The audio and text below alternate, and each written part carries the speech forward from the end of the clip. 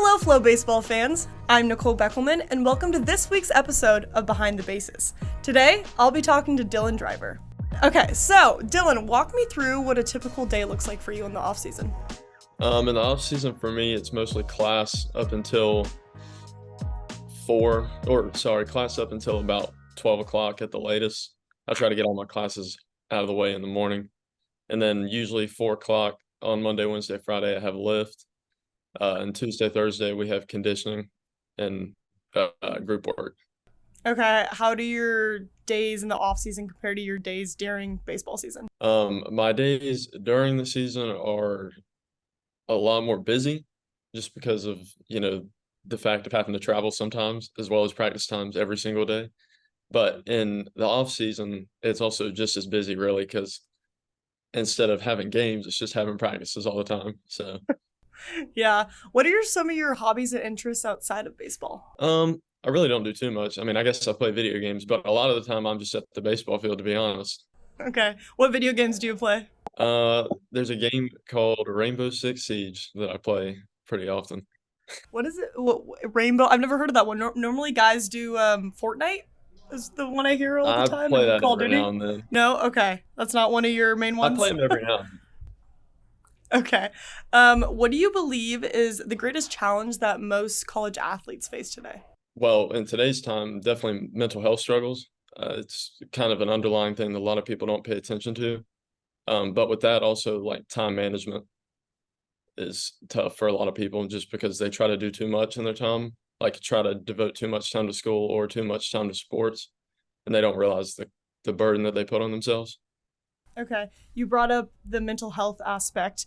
How do you work on your mental health to make sure like you're good throughout the season and during the off season?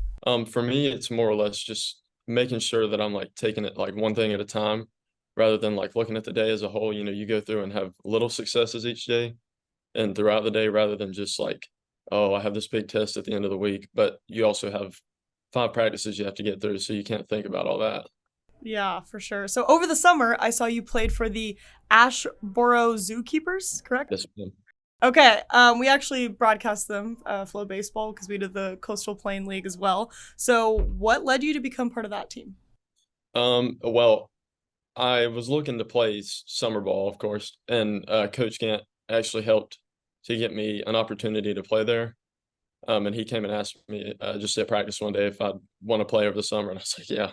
It's kind of been a dream to play there, playing Legion around here. That's always like the next step up for us. What was your biggest takeaway from summer ball? That baseball is still very challenging, no matter what you think. If you ever think you have it figured out, you don't. Okay.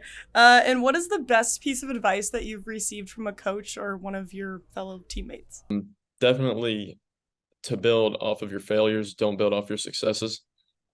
Because especially in baseball, with any sport, of course, but in baseball especially, you're going to fail way more than you're going to succeed.